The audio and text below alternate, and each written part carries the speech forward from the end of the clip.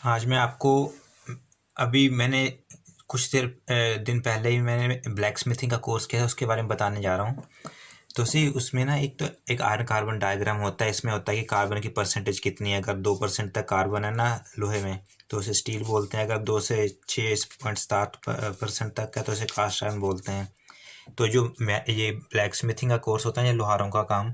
इसमें जो लोहा हमने लोहे का प्रयोग किया था उसमें कार्बन की परसेंटेज ना 0.4% थी। तो ये डायग्राम काफ़ी अच्छा रहता है। जैसे तापमान बढ़ता है यहाँ पे 910 डिग्री तक देखिए तो इसका जो इसका ग्रेन स्ट्रक्चर होता है उसकी चेंज हो जाता है। तो यहाँ 900 डिग्री तक तापमान इसको गर्म करके लोहे को उसके बाद इसे ढालते हैं सांचे में। तो ये मैंने प्रोजेक्ट में बनाया था। देखो ये ना ऐसे ये पूरी चौड़ी प्लेट थी। फिर इसको गर्म करके लोहे को फिर यहाँ से हथौड़े से मार मार के इसको इस शेप में लेके आया। फिर यहाँ से भी लगा के हमने ये दोनों तरफ से किया था ये नॉच सी जो बनाते हैं। फिर जैसे स्क्वायर बार था इसको फिर गर्म करके थोड़े से मार मार के इसको पहले जैसे चपटा बनाया। फिर इधर मोरी की। फिर यहाँ लोहे को फिर गर्म करके इसको फिर घुमा के ये ऐसे ट्विस्ट करके इसको बनाया। और फिर यहाँ से फिर ये चौरस था इसको थोड़े से मार मार के गर्म करने के बाद फिर इसको गोल किया। उसके बाद फिर इसकी हुक शेप लाई। फिर इधर भी थोड़ा मार के इसको शेप दिया। इसी तरह जैसे खिड़कियों में लगे होते हैं ना लोहे के, ये स्क्वायर से होता है। तो इसको भी हमने गर्म करके तो फिर पहले इसको थोड़े मार के ऐसे गोल किया।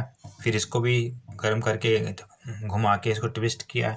और यहाँ से फिर हथौड़े से मार के और इसकी डाई होती है उसे गर्म करने में घुमाओ तो ये आकार ले लेता है जैसा भी देना चाहते हो। और इस तरह हमने ये गर्म करके फिर थोड़ा मार के इसको ये काटा यहाँ से और फिर इसको ये शेप दी गर्म करने के बाद। फिर ये रिवेट्स लगाए और पीछे से थोड़ा मार के फिर रिवेट्स लगाए। फिर उसके बाद ये बनाई थी चीज़ल मैंने। तो ये जैसे लोहे का सर्कुलर बार था ये, ठीक है ना। इसको फिर मार मार के चपटा किया पहले आगे से। फिर इसको ये शेप दी। फिर उसके बाद ग्राइंडिंग की। और उसके बाद फिर इसको पहले तो गर्म किया। उसके बाद फिर इसको ठंडे पानी में डाल के ठंडा किया। पहले टिप को डाला था। फिर उसके बाद ना इसका कलर होता है यहाँ पे पर्पल। उसके बाद फिर ब्राउन आ जाता है। जब यहाँ तक आता है फिर इसको पानी में डाल देते हैं। तो ये हार्डनेस के लिए होता है ये। तो इस तरह ये रिवेट बनाया था। ये रिवेट में था कि ये गोल था जैसे बार था। फिर इसको मार मार के पहले ऊपर से इधर से हथौड़ा मार के ना इसका डायामीटर बढ़ा के फिर उसके बाद जब इसका ये डायामीटर जैसे ये 10 mm है तो इसको 15 mm मार के बड़ा कर देते हैं। फिर उसके बाद इसको डाल के ना ऊपर से थोड़ा मार के इसका हेड बनाते हैं। फिर वे नीचे से इस सर्कुलर बार को मैंने गर्म करने के बाद थोड़ा मार मार के ऐसे बना कील जैसा बना दिया। और फिर ये था सेंटर पंच। तो ये भी सर्कुलर बार था।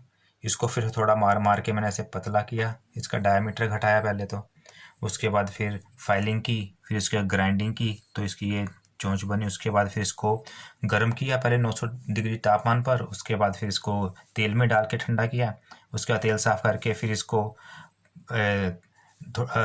इसका जो तापमान था ना घटता जाता है। यहाँ पे बड़ा होता है क्योंकि गर्म किया होता है। फिर यहाँ से ठंडा होता जाता है यहाँ। फिर यहाँ पे फिर इसको बाद में पानी में डाल के क्वेंचिंग करते हैं। टेम्परिंग बोलते हैं, सॉरी। पहले तेल में डालो तो वो क्वेंचिंग होती है और फिर इसको पानी में डालकर टेम्परिंग होती है। उससे काफ़ी हार्डनेस इसकी टफनेस बढ़ जाती है।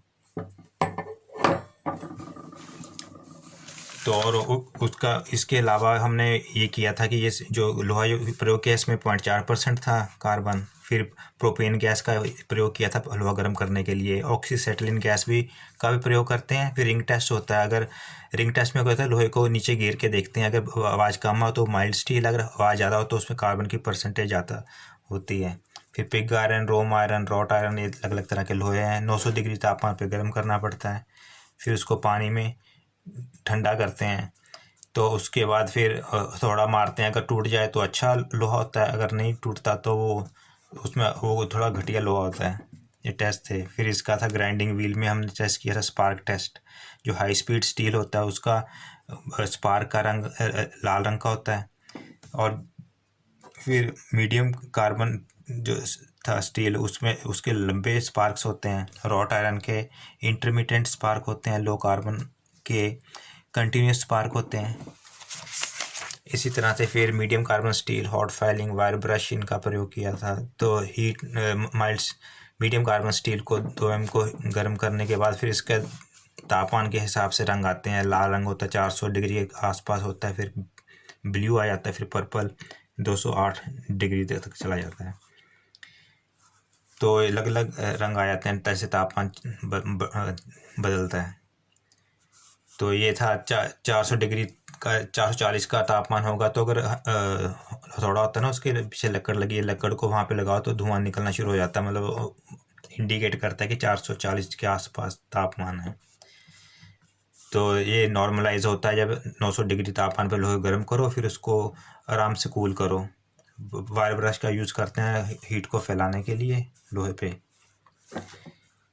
तो वाटर में क्वेंचिंग है। तो फिर ये था कैसे स्क्वायर बार को उसमें चेंज करना है।